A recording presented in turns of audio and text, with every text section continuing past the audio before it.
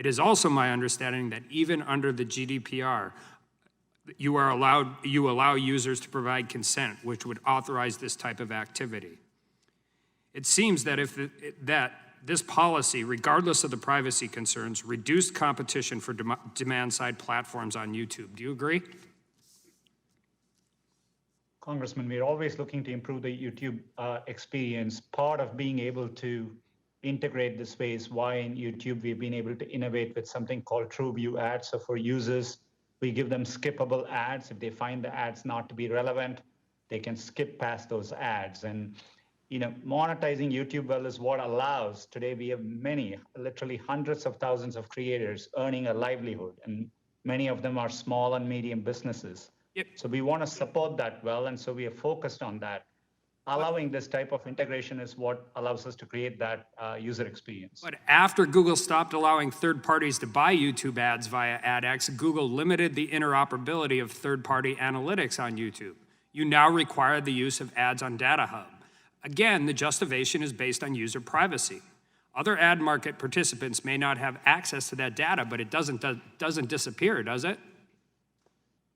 Congressman, this is consistent with how today many services, be it Facebook or Snapchat or Pinterest, you work with their ad tools to buy ads on their properties. Well, I understand that, but the excuse is privacy, but the data doesn't disappear. You just have greater control over it, right? Congressman, it's a service we provide to our users. We obviously want to make sure we protect the privacy of users there. We do monetize with ads. We give users a choice of either consuming it as a subscription service or using it with ads. And we've been very focused on making YouTube a great platform for creators. And I think the model is working well. And it's really helped many small and medium businesses to invest on the platform and grow their businesses. So you would, regardless of the intent was to lessen competition or not, the action resulted in smaller competitors unable to participate in placing ads on YouTube. Isn't that correct? Congressman, we see robust choice for advertisers. There is several alternatives. There is obviously Facebook suite of products. There is Amazon with their ads marketplace. There is companies like Snapchat, Pinterest, Twitter. There are new competitors who have emerged, and this is why we have seen advertising costs decline by 40% in the last 10 years. And so we see dynamism in the marketplace. We are focused on. Yeah, but here's my issue, and there are policies that actually protect user privacy. Apple's encryption policy. Microsoft just came out on facial recognition policy. My concern is that is that when we're using privacy, we're trying to use privacy and we're using privacy as a shield, but what we're really doing and what your company is really doing is using it as a cudgel to beat down the competition. And when we're talking about privacy, it's a great word that people care about, but not when it's utilized to control more of the marketplace and squeeze out smaller competitors. And with that, I'd yield the remainder of my time to Mr. Gaetz. Thank the gentleman for yielding. Mr. Bezos, we were cut short in our last discussion. I just wanted to give you the chance to clear this up. You don't believe Dr. Ben Carson is an extremist, do you? No, sir, I don't. So help me understand why you would partner with a group that labels him as someone worthy of an extremist watch list. Well, I want you to hopefully appreciate when we're trying to make it possible for people to donate to any number from millions of different charities, and we need to have some source of data to use. And while I accept what you're saying, that the Southern Poverty Law Center and the U.S. Foreign Asset Office are not perfect, and I would like a better source if we could get it, that is what we use today. Well, that's breaking news. It's great to hear that you do recognize the infirmities in the Southern Poverty Law Center, and there are, I guess, Mr. Zuckerberg and Mr. Pichai's companies use them as well. Mr. Zuckerberg, do you believe that Dr. Ben Carson is an extremist? No, Congressman. And so why would you trust the people who think he is? Congressman, I'm not aware of where we work with the organization that you're saying. Oh, the gentleman's time has expired. That's and I recognize the gentleman from Maryland, Mr. Raskin, for 5 minutes. Thank you, Mr. Chairman.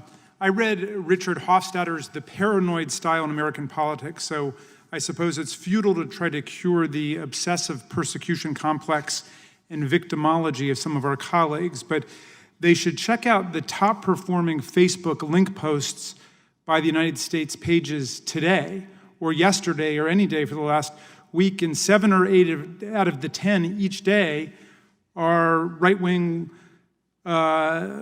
sites: Ben Shapiro, Fox News, Dan Bongino, Ben Shapiro, Fox News, Blue Lives Matter, and so on. So if Facebook is out there trying to repress conservative speech, they're doing a terrible job at it. And so I don't understand just the endless whining about how Facebook and Twitter, or Facebook and Twitter, are somehow discriminating against conservatives. The removal of Donald Trump and Donald Trump Jr. From Twitter, their tweets, was all about their spreading disinformation, false statements about COVID-19. That was an absolute public health measure, which I hope all of us would endorse. We don't want anybody, including the President of the United States, spreading false information about COVID-19. So I think they essentially destroy their own case when they pick that as their cause for going after all of you. And I don't understand for the life of me the line of questioning about electioneering taking place by some of your companies. If you're opposed to electioneering by corporations, as I am, and you're opposed to Citizens United, then you've got no problem. Citizens United is what gave corporations the power to go out and spend money. And if you don't like the way that some companies are spending money, then either start your own company or tell them what's wrong with it. But the idea that electioneering is something you're opposed to just strikes me as completely inconsistent with the history and the facts. So I want to go to Mr. Cook, if we could. But first, a quick question. Are any of your companies benefit corporations, and is that something you've considered doing? Is there any one of you that have thought about becoming a B Corp or a benefit corporation? Okay, I take it the answer is no there. Mr. Cook, I'm hung up on this whole 30% question that several members have talked to you about, and you said sometimes it's 15%, sometimes it's 30%. Can you explain when it's 15 and when it's 30 and why it's 15 sometimes and why it's 30? Sure. Thank you for the question, Congressman. In 84% of the time, it's 0. 16% of the time, it's 15 or 30. In the case of it's 15 if it's in the second year of a subscription. Okay, so you just graduate from your first year, you're taking no toll, essentially. The second year, it's 15, and then it's 30 after that. Is that right? No. If it's a subscription product, it's 30% in the first year, and then it drops to 15 in the second year and every year thereafter. I gotcha. Okay. What troubles me is just what one businesswoman told me when I was looking at this, which is she said, I pay around 25% of my income to Uncle Sam, to the government, and then I pay 30% of my income to Apple, and so I get half of it, and it's very hard to make ends meet. And I just wonder, look, all of you are in business and all of you are tremendously successful at what you do, and obviously this model has worked for you. But the question is, does this model actually squeeze out the next generation of entrepreneurs? And is it an unjust arrangement because you're, the 10,000-pound gorilla and they're just trying to get started? No, I don't think so. In fact, keep in mind, we've gone from 500 apps to 1.7 million. And so there's a lot of apps on the store, and a lot of people are making a very good living from it. And you've said that, forgive me for interrupting, but you've said that several times. But that, to me, might just underscore the monopoly nature of your business, that everybody's got to go through you. There's really no alternative. And so, I don't blame you for taking them all, but that doesn't mean that the terms that are being dictated are in fact fair terms. So how would you defend substantively that bargain? That whether you look at it from a customer point of view or a developer point of view, there are enormous choices out there. If you're a developer, you can write for Android, you can write for Windows, you can write for Xbox or PlayStation. if you're a customer and you don't like the setup, the curated experience of the App Store, you can buy a Samsung. Okay, I appreciate that. Forgive me for cutting you off. I've got one more final question for Mr. Zuckerberg. You spend a lot of your time speaking to our conservative colleagues who have this persecution complex that you're somehow going after them. Will you have time to meet with this broad coalition of civil rights groups that are engaged in a boycott because of what they think is the proliferation of hate speech and Holocaust revisionism and other affiliated topics on Facebook? Congressman, yes, I already have taken the time to meet with them. I think that the topics that they're pushing on are important. On a lot of the goals, we agree. These are issues around fighting hate that we have focused on for years, and we are committed to continuing to improve the way that our company works and just continually getting better on these issues. I appreciate that, and I will tell them of your answer. Thank you. Thank you, Mr. Zuckerberg. I now recognize the gentleman from Ohio, Mr. Jordan, for 5 minutes. Thank you, Mr. Chairman. Mr. Cook, is the cancel culture mob dangerous? It's something I'm not all the way up to speed on, but if you're talking about where somebody with a different point of view talks and they're canceled, I don't think that's good. I think it's good for people to hear different points of view and decide for themselves. Yeah, I agree with that. I want to just reference a letter. Barry Weiss, who resigned as an editor at the New York Times, she wrote a letter explaining why she resigned. And I'll just read 3 sentences for all of you, actually. She says, first of all, my own forays into wrongthink made me the subject of constant bullying by my colleagues who disagree with my views. She then says later in the letter, everyone lives in fear of the digital Thunderdome. The online venom is excused so long as it is directed at the proper targets. And those targets aren't just conservative. In fact, Ms. Weiss is actually center-left. She's not conservative. The targets are anyone who disagrees with the mob. Are the rest of you concerned about the cancel culture mob and what it's up to? Mr. Pichai? Congressman, I'm sorry, I had momentary difficulty hearing. But, you know, we've built platforms which allow for freedom of expression. And we take pride in the fact that across our platforms, including YouTube, there are more diverse voices than ever before. It is something we are committed to. I'm just saying, I'm concerned about it. And again, I'm concerned about it not just because conservatives get attacked. I'm concerned when anyone gets attacked for expressing a viewpoint. I thought we had a First Amendment, and yet they constantly get attacked. How about you, Mr. Zuckerberg? Yes, Congressman, I believe strongly in free expression. Giving people a voice is an important part of what our services do. And I'm very worried about some of the forces of illiberalism that I see in this country that are pushing against free expression. I think that this is one of the fundamental democratic traditions that we have in our country, and it's how we make progress over the long term on a number of issues. And our company is committed to doing what we can to protect people's voice. Thank you, Mr. Zuckerberg. Mr. Bezos? Yes, sir. I am concerned in general about that. And what I find a little discouraging is that it appears to me that social media is a nuanced destruction machine. And I don't think that's helpful for a democracy. You agree with the term she used, Ms. Weiss used, digital Thunderdome? I see that, yes. Yeah, I see it too. And I guess my point is you were 4 pretty important guys leading 4 of the most important companies on the planet, and it would sure be helpful if you spoke out against this. I mean, Mr. Cook, there was a 1984 Super Bowl ad in black and white, had this Big Brother type figure as the narrator saying over the screen to a bunch of these workers, looks like it was straight out of the Soviet Union, saying to a bunch of these workers as they're sort of marching along, he says one of the lines that the narrator uses is, our unification of thoughts is more powerful a weapon than any fleet or army on the earth. And then the ad ends with this lady running in color and smashing the screen, busting the groupthink, busting the mob think. Do you remember that ad, Mr. Cook? What company had that ad? I remember it.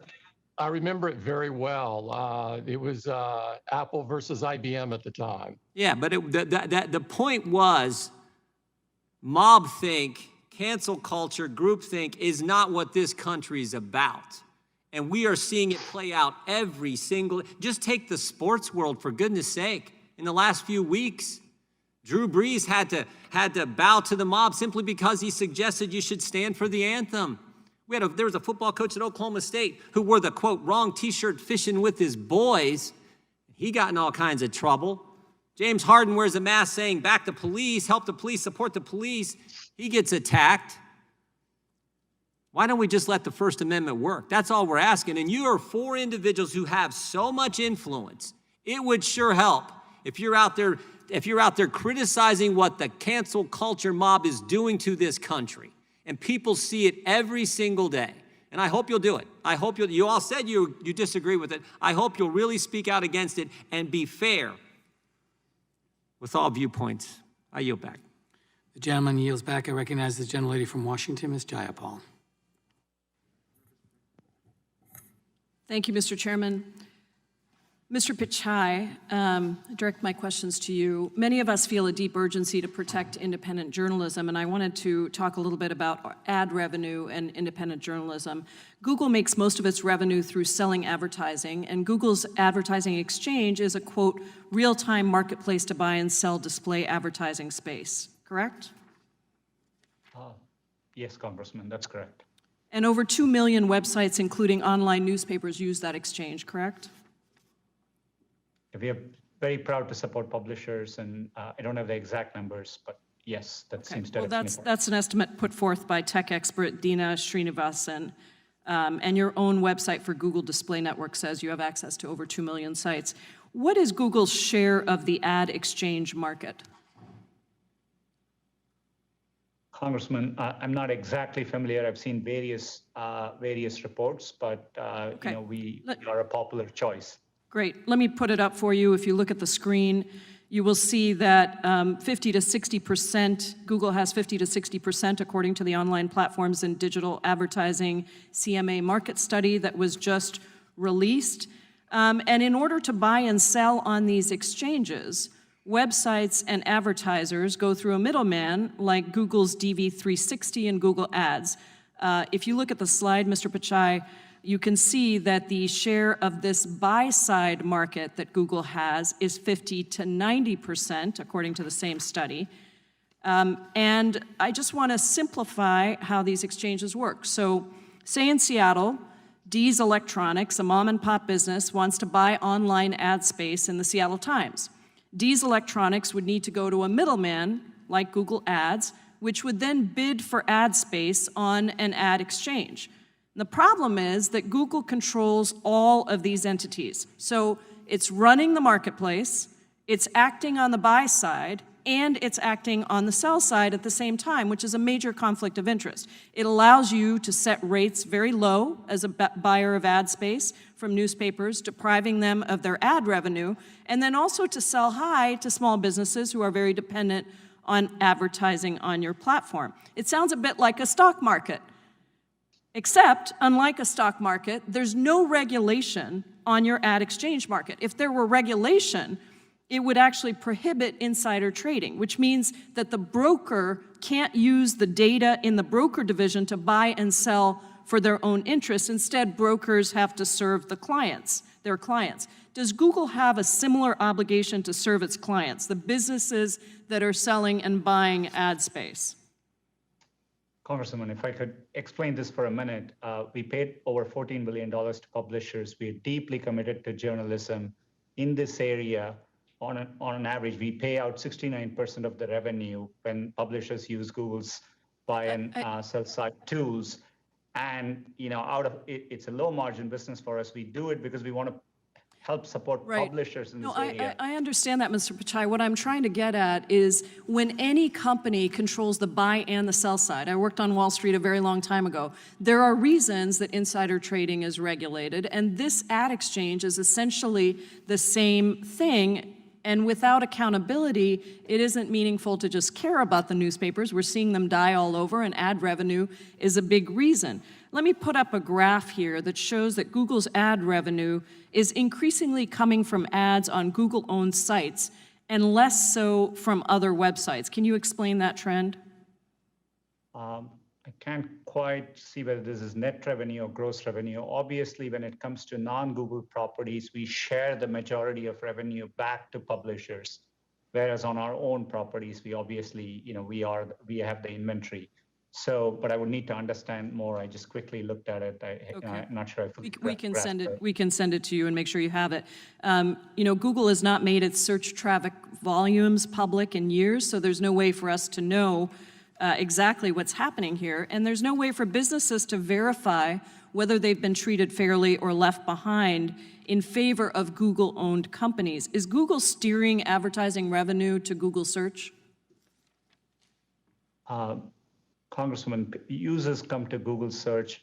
It is that traffic, and that's where our source of revenue comes from. So we are focused on providing users the information they are looking for. We work hard to earn their trust. We know competition for information is just a click away. Thank you, Mr. Pichai.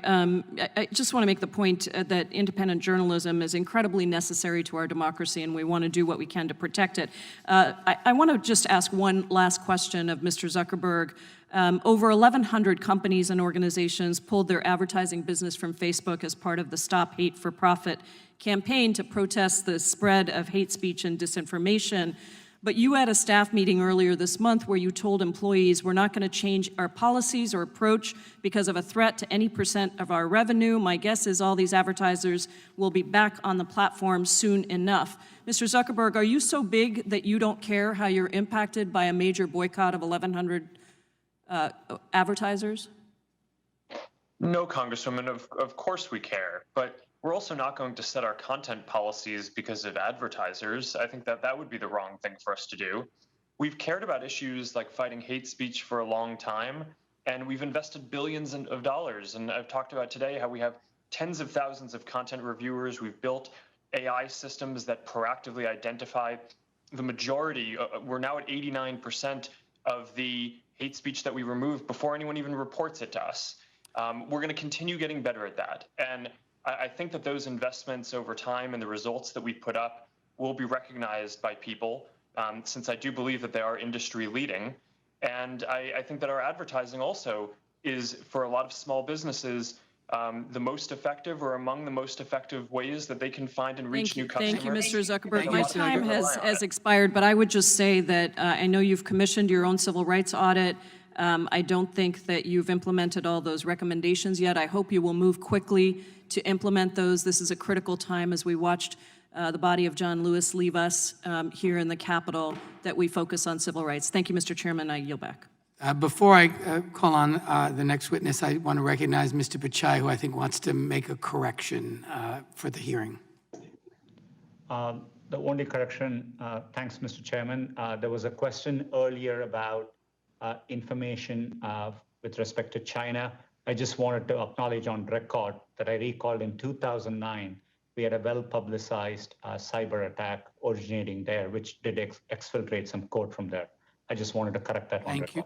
Thank you, Mr. Pichai. The record will so reflect. I recognize the gentlelady from Pennsylvania for 5 minutes. Thank you, Mr. Chairman. In March 2020, Amazon announced that it was going to start delaying shipments of non-essential products in order to better serve customers and meet need while helping to ensure the safety of their warehouse workers. In practice, however, it appears that this policy was applied selectively, as Amazon appeared to continue to designate its own products as essential, even as it delayed competing products from third-party sellers. So the essential items were supposed to include household staples, medical supplies, high-demand products, and that many factors were considered when determining eligibility to be essential. But we've had several employees report that Amazon continued to ship non-essential items like hammocks, fish tanks, pool floaties, et cetera. Mr. Bezos, were Amazon devices like Fire TV, Echo speakers, and Ring doorbell designated as essential during the pandemic? I don't know the answer to that question. What I can tell you is that we had, there was no playbook for this. We moved very quickly demand went through the roof. It was like having a holiday selling season, but in March, and we had to make a lot of decisions very rapidly. Our Okay. goal was to limit it to essential supplies, but I'm sure we did not do that perfectly. Okay. I know the Ring doorbell has 2 competing products, including Arlo and Eufy, maybe. Do you know if they were designated as essential? I do not. Okay. Are you able to testify to Congress today whether Amazon's profit factor was a factor in giving an essential classification distinction? No, not to my knowledge. We were working to achieve 2 objectives. One was to get essential products to customers, and the second was to keep our frontline employees safe. And we did a tremendous amount of work in both categories, and that's what we were focused on. We were not focused on profitability at that time. Pushing out the elusive Clorox wipe, I guess. But at any rate, moving along, let's talk about the fees that Amazon charges sellers. According to a recent report, seller fees netted Amazon almost $60 billion in 2019, nearly double the $35 billion in revenue from AWS, Amazon's massive cloud computing division. 5 years ago, Amazon took an average of 19% of each sale made by a third party on its site. Today, Amazon keeps an average of 30%. Doesn't Amazon's ability to hike those fees so steeply suggest that Amazon enjoys market power over those sellers? No, Congresswoman, I don't believe so. I think what you're seeing there when you see that go from 19 to 30% is that more and more sellers are taking advantage of the incremental services that we offer. And a big piece of that is fulfillment by Amazon, which is probably the greatest invention that we ever created for sellers. And it's working for sellers. That's why today 60% of sales are going through third-party sellers, up from 0 20 years ago. Right, but I think a little more concerning is the 11% hike. Since 2014, Amazon's revenue from seller fees has grown almost twice as fast as its overall sales. So seller fees now account for 21% of Amazon's total revenue. Mr. Bezos, aren't seller fees now effectively subsidizing Amazon's retail division? Congresswoman, no, I don't believe so. I think what you're seeing there, when you see these fees going up, what's really happening is that sellers are choosing to use more of our services that we make available. They are, previously perhaps they were shipping their own products from their own fulfillment centers, so they would have had costs doing that. If you're operating your own fulfillment center and buying transportation services to the customer through the Postal Service or through UPS or whoever it would be. Okay, You well, have let's those talk fees a little anyway, bit but about now the you're doing fulfillment that centers. with fulfillment by Amazon. Right, Yes, okay, please, go ahead. so Sorry. we've got fulfillment by Amazon, and a year ago, we asked whether a merchant who was enrolled in fulfillment by Amazon, also known as FBA, is a factor in whether they can be awarded the buy box, and at that time, Amazon said no. But the evidence is indicating, and your own documents showing, that being enrolled in that program is a major factor, and it effectively forces sellers to pay for fulfillment services from Amazon if they want to make sales. Mr. Bezos, has Amazon's big buy box algorithm ever favored third-party sellers who buy fulfillment services from Amazon over other sellers? I think effectively the buy box, maybe directly or indirectly, I'm not sure if it's direct, but indirectly, I think the buy box does favor products that can be shipped with Prime. So especially if you're a Prime member, the buy box is trying to pick the offer. If we have multiple offers from multiple sellers for the same item, customer wants to buy that item. The buy box is trying to pick the offer that we predict the customer would most like. That includes price, it includes delivery speed, and if you're a Prime member, it includes whether the item is eligible for Prime. Thank you, And so I Mr. think Bezos. I think my time's expired. Analyst time has expired. Before I recognize our last 2 colleagues, I think Mr. Zuckerberg would like to clarify something for the record as well. Chairman, thank you. In response to Congressman Johnson's question before, I said that I wasn't familiar with the Facebook research app when I wasn't familiar with that name for it, but I just want to be clear that I do recall that we used an app for research, and it has since been discontinued, and I would be happy to follow up with his staff on any more details that he would like on that. Thank you, Mr. Zuckerberg. The record shall so reflect. I recognize the gentleman from Colorado, Mr. Neguse.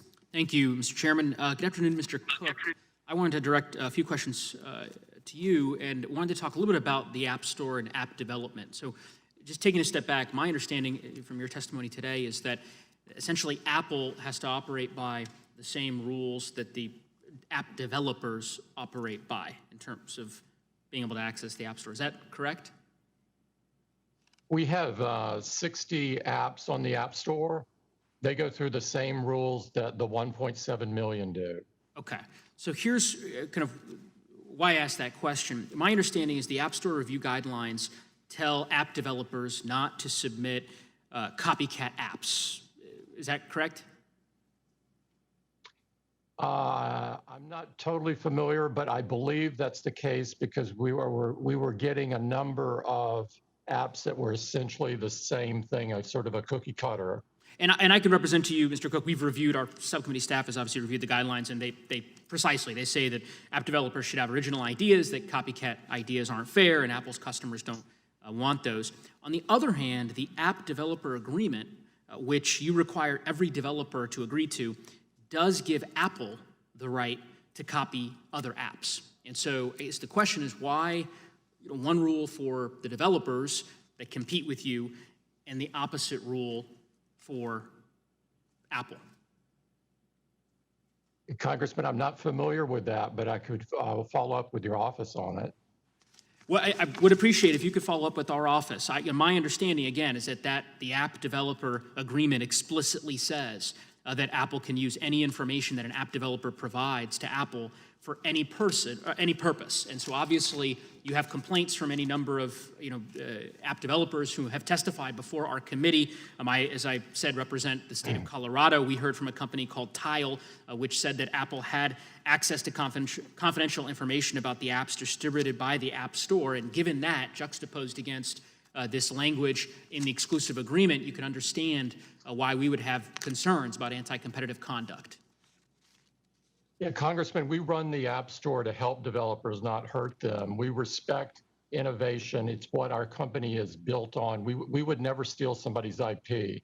But I will follow up with your office on more detail on this. Well, and I appreciate that, Mr. Cook, because I think to the extent that Apple were willing to commit, and I intend to ask Mr. Pichai similar line of questioning, because I believe this is consistent across multiple different platforms. To the extent Apple was willing to commit within the developer agreement to say that while you have access to that data, that you are not going to use that data and are not permitted to use that data to replicate your own app, a copycat app, if you will, that would certainly, in my view, be a reflection of a step away from any type of anti-competitive conduct. And it sounds like you'll follow up and we can learn more with respect to that issue. Mr. Pichai, similarly, there was an article just yesterday, from The Verge. The title is "Google Reportedly Keeps Tabs on Usage of Rival Android Apps to Develop Competitors." And I'll quote from the article, Google said that the data doesn't give information about how people behave while they're using individual apps, but it wouldn't say whether it had been used to develop competing apps. So I guess first, I take it you would confirm that Google does have access to confidential information or ultimately competitively sensitive information about apps on the Android devices? Congressman, if I could clarify this. Today, we have an API which is available for other developers as long as users consent. This gives us system health metrics. This is how we can launch digital well-being features on Android. This is how we understand which apps are using battery, and we can give a dashboard which shows, maybe for crashing or quality control or for battery usage or for digital well-being. So at a high level, this data is available through a public API, and other developers can avail as long as the users give consent to it. So, Mr. Pichai, I just want to clarify, again, I'll quote from this article. The article refers to this data as sensitive data about other apps, including how often they're opened and for how long they're used. I'm not asking how you use that information. I'm just asking whether or not, in fact, what the article alleges is correct, that you do have access to that data. Yeah, with user consent and the APIs exist, yes, we do. And does Google use and it's that? critical for us to have access to that so that we can maintain this is how we understand and we can, improve resource usage of applications. Understood. We can have features like. My time's limited, sorry. I just want to get to this core question. Given that Google does have access to that data, does Google use that data to develop competing apps? And if your answer is no, will Google commit to making the necessary changes within its Android developer app agreements to ensure that developers have that sense of clarity, that in fact the data will not be used for Google to be able to develop a competing application? Congressman, like other businesses today, we do look at trends, and we, in fact, in Play Store, we do publish the number of installs of application, and we give ranges. And so there's a wide variety of way by which we try to understand what's happening in the market. But I appreciate your concern about making sure there's clarity in this area, and we'll continue to invest and give more clarity. Yeah, I must, I guess, want to just follow up very quickly, Mr. Chairman, if you're willing. So I guess I'm wondering if you can just answer that fundamental question. Does Google use that information to develop competing apps? I understand the purposes you've described in terms of how you use the information. I'm just asking if one of those, in fact, is to develop competing apps. The gentleman's time has expired, but the witness may answer the question. Congressman, because we try to understand what's going on in market, and we are aware of popularity of apps, I don't want to. I want to be accurate in my answer, but in general, the primary use for that data is to improve the health of Android. But and any data we get, we have user consent for it, and we make it available through an API to other developers as well. The gentleman's time has expired. I now recognize the gentlelady from Georgia, Ms. McBath. Thank you, Mr. Chairman. And gentlemen, thank you so much for spending so much of your time with us today. We really appreciate it. And many of you have mentioned John Lewis today and his fight for equality, and that I know that all my colleagues and I will carry on. Very quickly, can each of you simply commit to improving racial and gender equity at your companies, including Black leadership and women in your senior ranks? Just a yes or no answer, please. Mr. Zuckerberg. Yes. Mr. Cook. Yes, I am very personally committed. Thank you. Mr. Bezos. Absolutely, yes. Thank you. Mr. Pichai. Yes, and we've made public commitments to this regard. Thank you so much. Mr. Zuckerberg, in 2004, there were dozens of social media companies. Facebook distinguished itself from the competitors by focusing specifically on privacy. You had a short, clear privacy policy. It was just 950 words. It made a promise to users, and I quote, "We do not and will not use cookies to collect private information from any user." And you said, "will not." That's a commitment about the future, and that was 2004. Mr. Zuckerberg, today, does Facebook use cookies to collect private information on users? Congresswoman, my understanding to that is no. We're not using cookies to collect private information about people who use our services, and I believe we've upheld that commitment. Okay, thank you. So, Mr. Zuckerberg, do you think that your company would be as successful if it had started with today's cookies policy in place? Congresswoman, I'm not sure exactly what you're referring to, but in general, cookies is not a big part of how we're collecting information.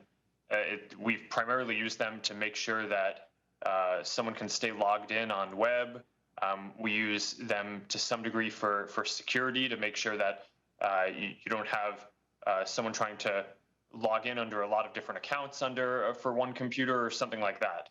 So, Mr. Zuckerberg, once again, you do not use cookies? Congresswoman, just to make Yes sure or I'm no? clear, we do use cookies. Yes or no? We do use cookies.